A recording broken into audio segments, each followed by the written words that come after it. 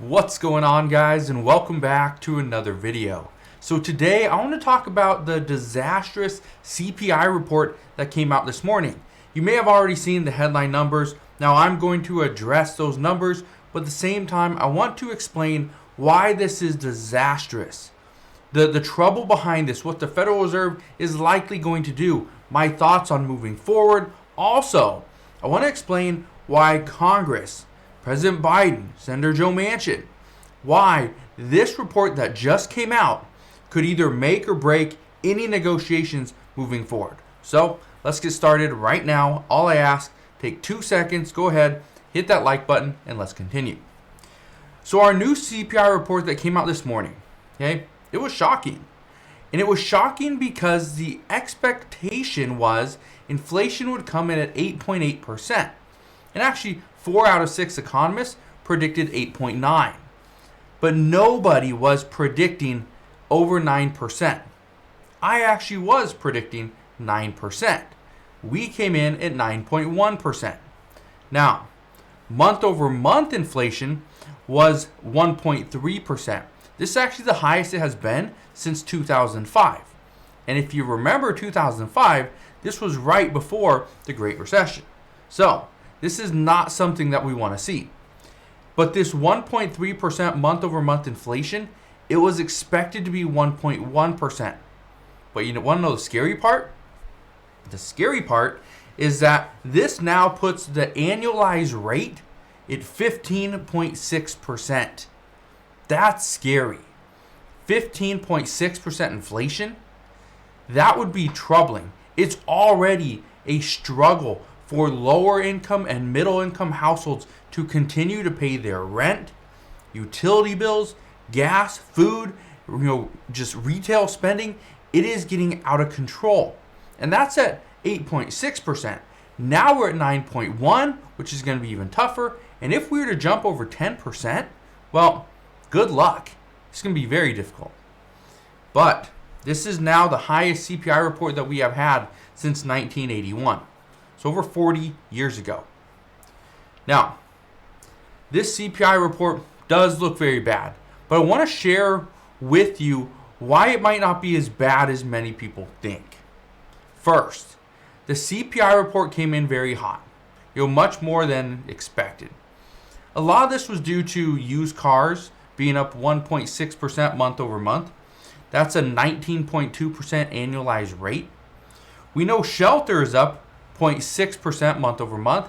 And the interesting thing about this is we're finally starting to see a rise, and it has been very flat for months. And we now know that prices that we're seeing for homes, these are actually coming down. But as prices for homes comes down, this actually doesn't mean rents are going to come down as well. Because if you remember, I've been saying this for the past 2 years, home prices have been skyrocketing, have been going up. But rents have been lagging behind very slowly. Now we're starting to see rents start to pick up. But the reason why this is actually a good thing, not that rents are picking up, but we could see rents somewhat top out. Because what's happening is renters, and again, there's more renters than home buyers at the moment. But if home prices come down, interest rates, let's say they continue to stay at the 5.25 or 5.6 or whatever, right around that 5.5% for a 30-year fixed rate. What's going to happen is if home prices start to drop, it doesn't mean that rental prices are going to drop as well. What's likely to happen, okay, people are going to get out of the rental market, go buy a home, which is going to take renters away from that market, right? So that means there's less demand for the same supply. That's what's going to bring down prices.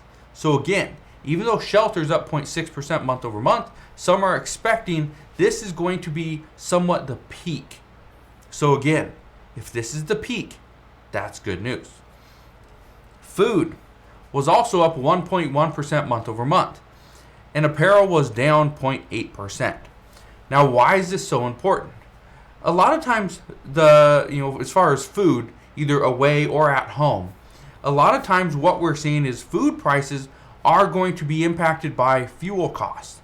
Fuel was obviously up for the month of June. But here's the good part. The good thing is fuel prices are starting to come back down. And I addressed this just the other day that fuel prices are likely to drop by about 50 cents a gallon if they stay in line with wholesale gas prices, because retail gas prices haven't dropped the 19% that wholesale has. And again, that's a big difference. As far as apparel, well, we knew apparel was going to come down. I was hoping it was going to come down more than 0.8% month over month. But again, remember, retailers said they would be lowering prices to try to offload excess inventory. Well, they started that last month. So we'll see moving forward if they continue these deep discounts. And if they do, that could be good news for apparel. The only bad news is this is also a tough situation to be in, because retailers are trying to entice consumers to spend money. And if consumers bite on this and they do get enticed to go and buy products, guess what? Puts upward pressure on inflation. So, not the greatest news there. But we even know that core inflation came in at a 9.6% annualized rate as well, which is another sign that the Fed is going to need to raise rates faster than they currently are. And some have been predicting this for a while, that what the Federal Reserve was doing was not tightening fast enough. And the report that came out this morning actually confirms this theory. So here's my expectation. My expectation is that we're going to see Wall Street almost beg the Federal Reserve to raise rates faster than the 75 basis points that they have been. We know at the end of this month it's likely going to be another 75 basis points. But I bet we are going to see calls to raise rates at 100 basis points or even 125 basis points. Again, they're going to come through, and my expectation is we will get some calls on that within the next couple of days. Now, here's the big worry. The big worry amongst many economists is that inflation would be broad-based, and it is. Economists were hoping that inflation would be narrowed to just energy or just food or just a specific industry.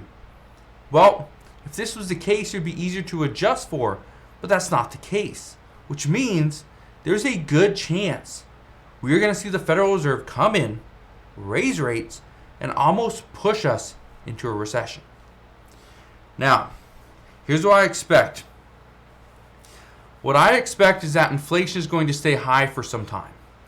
I would imagine we're going to see rents keep inflation high for all of 2022 and a good part of 2023. Like I said just a little bit ago, even though home prices are going to drop, your renters are going to go and buy a home, right? We're going to see this. But here's the thing.